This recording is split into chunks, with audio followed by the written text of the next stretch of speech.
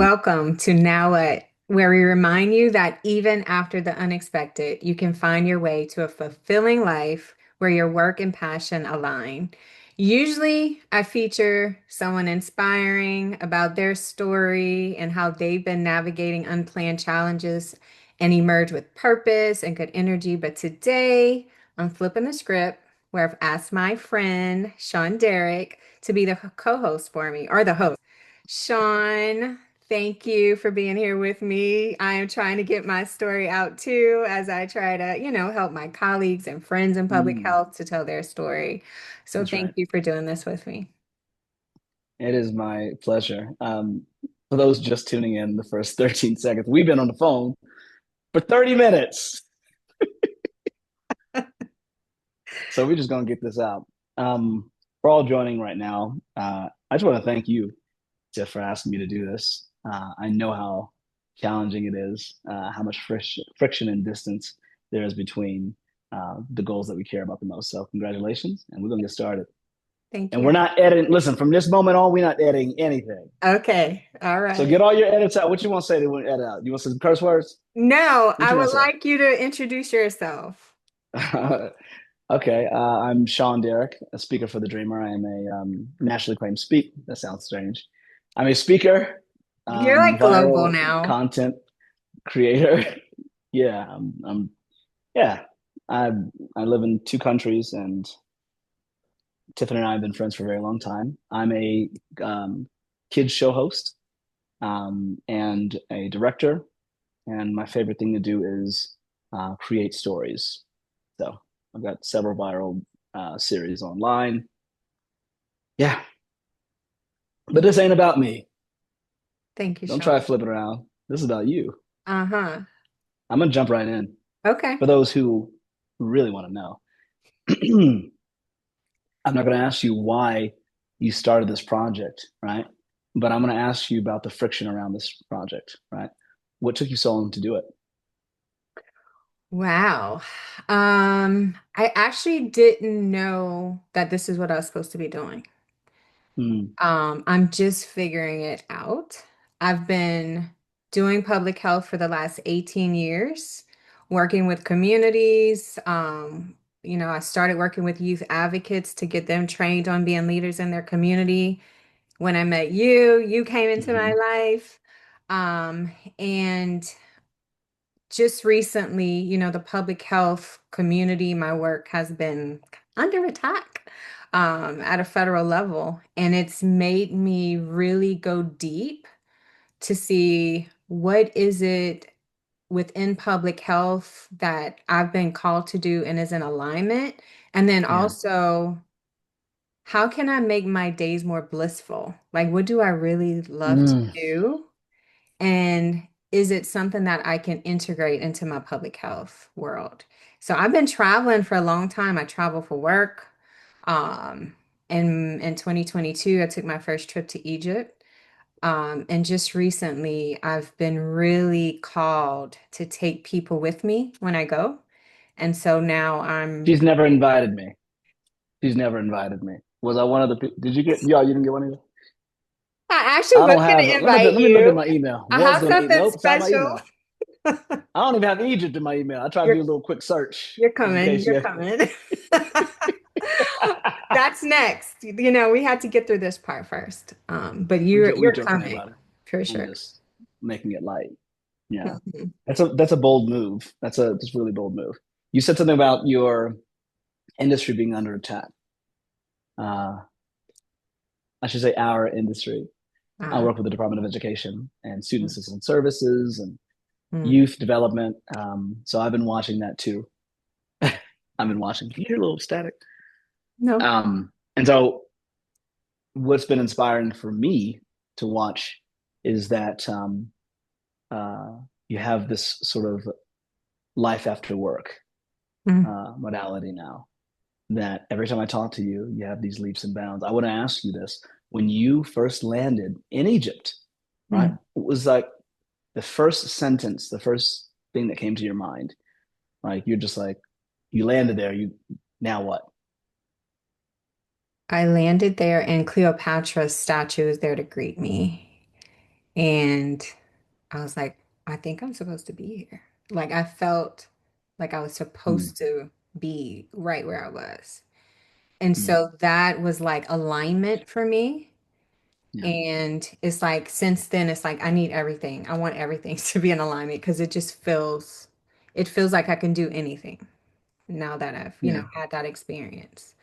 Um, yeah. When you say alignment, when you see Cleopatra's statue, what is it? What does the statue look like? I asked you this question Mm, because when my friends started to travel to West Asia and Middle East years ago, maybe like 15, 16 years ago, she would tell me, she said, Shaun, you won't believe this. When I go in these places, right?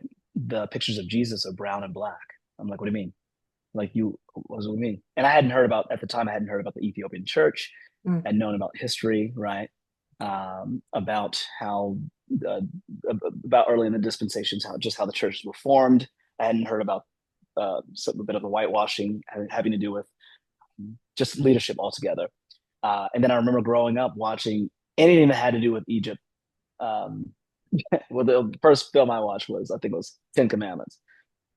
Everybody was super light skinned. So I just want to know when you say Cleopatra, what were you looking at? well, it was a golden statue. It was Okay. golden, so no skin color. Um, Okay.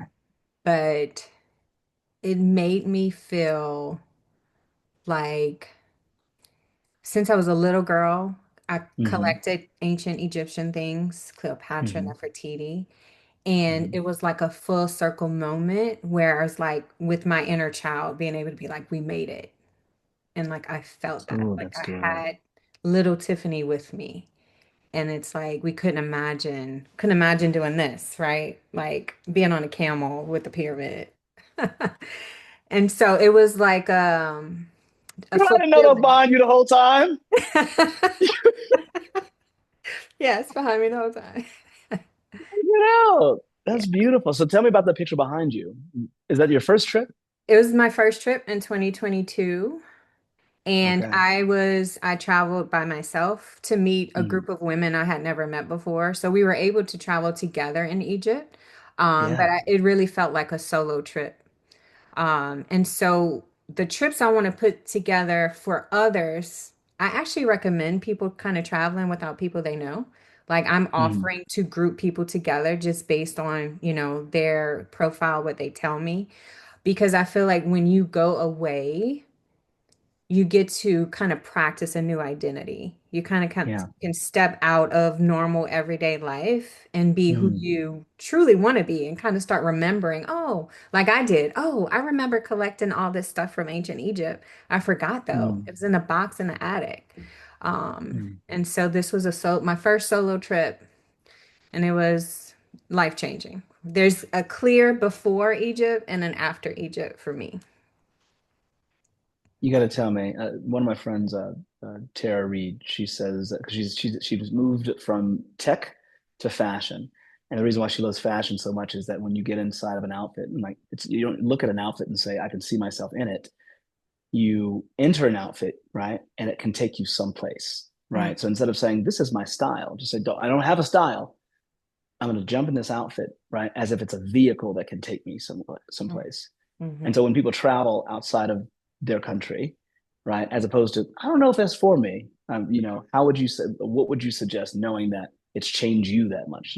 It couldn't just be Egypt, but, for someone who's wanting to do that, but sort of can't muster up the courage to take the first step. Yeah, and Egypt might not be that special for everyone. It was special for me since I was little. So one thing Mm-hmm. that I offer to do with clients, potential clients, is really kind of have a pre-session with them to understand where is it that lights you up? Like when you think about it, Yeah. where would you want to go? And I would kind of be their guide, an advisor. I call myself a travel advisor, to kind of look at where they would want to go and to plan a Mm-hmm. magical trip for them so they can have that Mm-hmm. experience. Um, but for me, at that time, I needed to do something completely different and kind of I knew I needed my mind blown. Like I needed to blow my own mind. It's like, Yeah. and Egypt was that place where it blew my mind. And I've never, I've never looked back. I've been to Egypt 3 times after. But what I hope Mhm. to do with my travel division is, we can look at people's astrocartography. We Mhm. can think about the dreams you might have had or, Yeah. when you were a little kid, and then really Yeah. figure out where is it that you need to go or you want to go to have these mind-blowing experiences, these transformative Yeah. experiences. I left my hometown for a long time ago, as you know, many years ago. And the first thing I noticed from leaving any place that you've been for a while, right? You feel lighter. Even when you go on vacation, you feel lighter. I used to think it's because you're the void of responsibility right now. You're like, I don't have to think about anything. And then upon like further research, just in my own life, I realized that everything you have in your house carries a charge. If Uh-huh. you were to break it down to, I mean, point like fractions of a cent, if you could, to go about and see how much the things that are charged on that aren't even turned on are actually taking from your power, right? Hmm. So, for example, if you're not using anything, it should always be unplugged, even if it's taking just like a fraction of a penny. That's the idea, and it keeps your appliance longer. So, you take it apart, and then I realized I'm like, oh, it's not that these things are plugged into my house, but they're plugged into me, Mm. right? So when I leave, when I say unplug, it's not me unplugging from the matrix. It's unplugging all of the things that are plugged in me, right? The expectations and opinions of others, the accent and dialect that I bear, the my origin story, where I'm from, right? My again, we talk about my resume. What all of that is stripped away, especially when you go to a place in which English isn't the first language. Right. Something happens that changes it, right? And I liken it to my buddy went on a silent retreat. It's going to be 3 days. I hadn't done one before. I said, "What was it like for you?" He said, "Well, I got to tell you something, Shaun. We still had to interact with other people. We just couldn't talk." And he said, "I had this fear that came up." And he said, "Well, if I can't talk, how can I tell him who I am?" And he had this like, right? He Hmm. realized, oh my goodness, all this time I'd been my story. And Mm. then the first thing that changed for me when I started to travel and then live other places is my story was no longer valid. And with that gave me the freedom to not just create my own, but be open to what the universe is really showing me, Yeah. as opposed to, just repeated behavior. Yeah. So you come back, right? You had that experience. You send me this voice thing, or no, I don't know. You see, we talk on the phone. You're like, and I think I was out doing stuff. Yeah, I got you. Yeah. Okay, we're gonna take over the world. Yeah. Mm-hmm. Yes. When tomorrow? I can't do tomorrow. I got to take over the world, girl. So you come back, right? And then I imagine you had a sustaining feeling. What was the next thing you wanted to do, be, create? I wanted to create more of these experiences for me and other people. Mm-hmm. So it's like I want to take people to Egypt. I want to take people with me on these magical Mm-hmm. experiences. I could send them there, but I also want to be there to That's right. help build that community and to That's right. share. And what I learned when I came back is that it could be a hard crash landing. It's Mm. like you're high, you're up here, you have a new identity, things are great. And then when you come back home, I had babies who needed me to get back to work, mom, and I had, Yeah. work. Yeah. And it was a really tough integration for both my first 2 trips to get back home. So I had all these dreams and ideas, and then when I got home, it was like reality hit. And I had you, I can call and say, let's take over the world. But in my immediate vicinity is like, okay, what do I do with this information? And so Yeah. that's something I'm building into the services I want to provide too, is that after trip Mm-hmm. integration, being there to listen to those people who get these magical experiences and help Yeah. them integrate that into, you know, their next plans. I've just for all who are continue to tune in. I've been a coach and speaker for over 20 years now, and for the better part of my career, I've helped people move from like what you call inspiration to action and help goal setting and execution. come up with a plan. Then my life took a shift, and many shifts, including pandemia. Mm. And I realized that most of my life wasn't planned. And I started keeping this journal called the Unexpected Blessings Journal, right? The idea is just like, oh, I didn't even know that. Oh, and it seemed like that was the thing putting me on my path, Mm. right? Outside of the things I said I wanted, I was going after. Because even where I sit today, wasn't planned, right?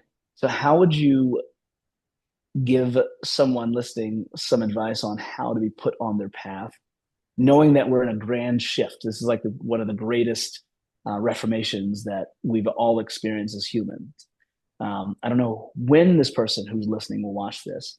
But if they watch this a decade from now, they can look back Hmm. and realize what was going on with the wars going on, with the War leadership. just started yesterday, y'all. If you turn tuning Yeah, in in 10 years, war started yesterday. yeah, yeah. War started yesterday, right? And Hmm. so, there's a book that says what got you here won't get you there. So now that we're all heightened, like our senses are heightened, we have, an elevated, um, we have the ways that we're being now are elevated. So we're not doing, how you go from the industrial age to like the information age to like whatever's next.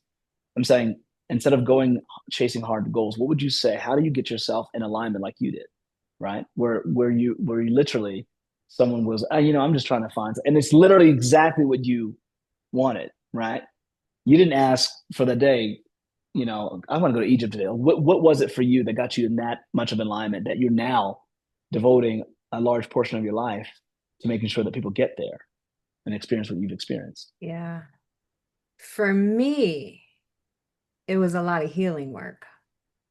Mm, Um, for me, I was doing a lot of internal, like excavating. mm, I did a lot of inner child work. I had a mm, whole team of traditional healers because I was experiencing a lot of just physical. I had colon surgery during COVID. COVID had happened. My colon blocked up, learned it was from stress. And so I had just a lot of red flags going off where mm, my life was out of alignment. When my work kind of took priority over my taking care of my body. And so I started after my surgery on a path of healing, mm, which, like I said, was a lot of excavating of things I didn't even realize was buried in there. mm, I learned that, maybe I am an angry person, even though I feel like I'm mm, never angry, but my liver showed different. And so mm, I started learning how things that you hold in comes out in your organs. So my healing work helped me, one healer to the next made me realize I need to be living in my bliss, like we started off earlier. Um, and right now, I feel like even when I work with my students, teaching at University of New Orleans, or when mm. I'm doing my one-on-one coaching for public health practitioners, I Yeah, help them really uncover, well, what is your bliss? What's your passion? I always that's right. ask on a Sunday night, what do you think you would be doing on that Monday, where on that Sunday you wouldn't be like, oh my God, I gotta go to work tomorrow, Ooh, no, repeat that again. I right? love that On a because a lot of people get Sunday the Sunday night, like scaries. what'll make you be excited? Yeah, I get to work tomorrow. Instead of being like, oh my God, tomorrow's Well, Monday. let's play the game now on a Sunday night. What would make you feel like excited to wake up for you? When I'm getting my passport on my desk, I got my boarding passes ready to go, my bag is packed. Like that excites me a lot. Okay. For me, it's I really love the process of editing, right, and creation Okay. because it gives me always gets me a step closer to the animation and animated series that I'm creating. So I get excited that way. That's really good. You reminded me based on what your experience was Yeah. that is the reason, one of the reasons why I'm calling my work now with the travel and wellness sovereign footsteps. Because Mm, sovereign is you having your own authority, that self-authority, you tapping into yourself and kind of blocking out what other people are saying and, being in alignment with yourself. So sovereign footsteps is my new travel and wellness division of Jeanminette Management and Consulting. Mhm. Um, because I feel like, I see footsteps like I was talking about with my passport and my boarding pass. It's weird. I look at my phone and I have a lot of pictures of my shoes, like going on Mhm. trips. And so it's Mhm. like you have to take one step at a time Mm. to go on this journey. And so Sovereign Footsteps is my new baby. That's I'm beautiful. excited about. That's beautiful. And I'm getting so much clarity around you're helping with some things. Because yesterday when I was talking to Tara and we talked about like outfits as vehicles and opportunities as vehicles, I never really saw myself as a vehicle, right? I've got a brother who is paralyzed at the moment. And uh, he began walking, but he still can't. There's a lot of things he really can't do. So he's, I'm not going to call him picked. I want to put that. There's a lot of power in words and phrases. But when I talk to him, I'm reminded of the simple abilities to get up and go here or scratch an itch, right? And that all who are able-bodied and or able-minded, right, to use that system, that this machinery as transport into anything. Because my brother was afraid to fly. He had never gone on a plane before, and so I got him a plane to New York, and he was too afraid to get on it. Now he cannot physically get on a plane. Mhm. Mhm. So when I think of tomorrow or today being the opportunity, it's like, what can I do with this vehicle, right? Right. So that I make my life worth it. I want to play a game with you before we go, and I just made it up. It's called the AI game. Great. All right. I just literally just made it up as we're talking. All right. So I don't know how it's going to go, but if you were talking to Claude or ChatGPT, right? And we fed all the information we know about ourselves, right? Everything from your accomplishments, the organizations you work with and work help people with their goals, and the mentorships, you being a mother, all of that, right? Was just poured in, right? And you asked Chat or Claude, what do you think my purpose is? What would Claude or Chat say to you?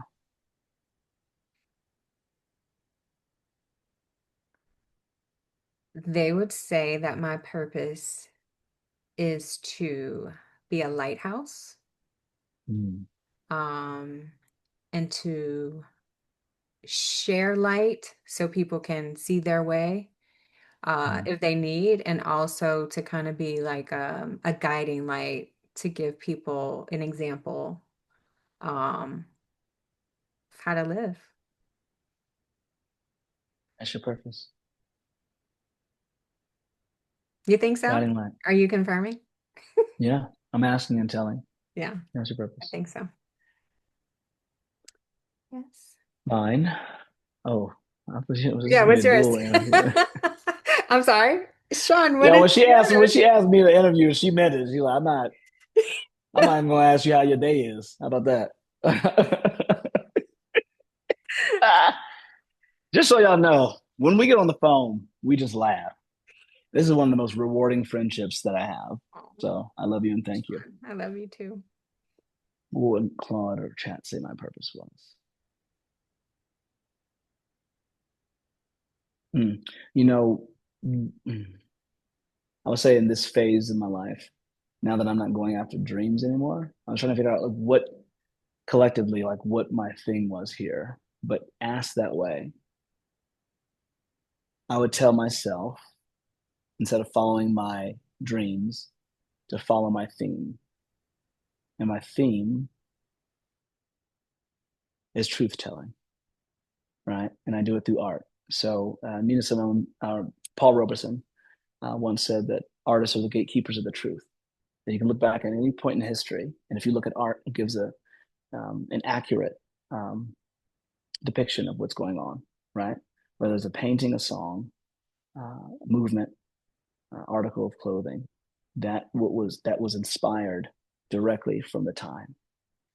When I started to make this character, I lost a lot of gigs. People were confused. Um, some friends, family members, and old clients, uh, they enjoyed it, but they said, "Hey, maybe you should stop doing this thing." And I almost did. including my mentor at some point said, I was just afraid for you. I think I'll be traveling down south. And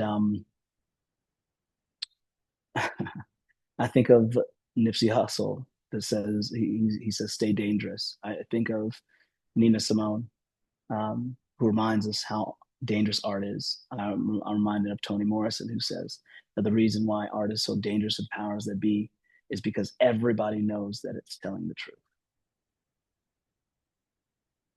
So my purpose is to create narratives um, and worlds uh, that continue to tell the truth. Beautiful. And I love your character, you know that. I'm on the other side. It's like, do it. Tell Oh, I some more know. truth. I know. It's Put it doing well. It was doing well. It was just some friction. Okay. in In closing, closing. if someone were to click on this video at Mm. the very end, and you could only tell them one thing only, what would you say? I am currently trying to get my message out that I am here to be a guiding light and Mhm. really um to kind of show that travel can be medicine. Travel can be a stress reliever. A lot of people I talk to, a lot of my mom friends feel like they don't deserve to travel. They don't necessarily Mm. say it like that, but they're like, they start listing all the reasons why they can't travel. And it kind of breaks my heart because I'm like, you deserve to travel. Like, you That's right. deserve to feel renewed, and to have that rest. So, I'm here to share that message to promote travel and retreat as a way to be well and get well. That was wonderful. They don't deserve it. You just got me. Okay. I'm going to the beach this weekend, everybody. You deserve to go to Appreciate it. the beach. And people Yeah. deserve to come with me to Egypt. And, And if I you don't go deserve with to be on that second camel. This has been if you don't Shaun go Derik with and your Tiffany. other friend, come with me. But I want to Okay, talk to wait. you about going somewhere else. I have an idea for Okay. you that's not Egypt. Yeah. So yeah. Okay. I think we Tell me should go to offline. Morocco. No, I think me and you should go to Morocco together. I would love to go to Morocco. Yeah, Actually, I'm feeling the pool. Maybe that's where my power line is. maybe Look, so. everybody on the show doing their astrophotography. Hey, it's a This was thing. wonderful. Thank Thank you you for so allowing me to much. spend this time with you and interview you. Yeah, I hope you thank enjoyed it. you. And I hope my watchers out there enjoyed it too. And we'll be back for more Now What with someone else's great story. Maybe she will. I mean, I feel like we heard a lot about Shaun, but I but maybe we'll hear was like, more from just in case Shaun. I am. Okay.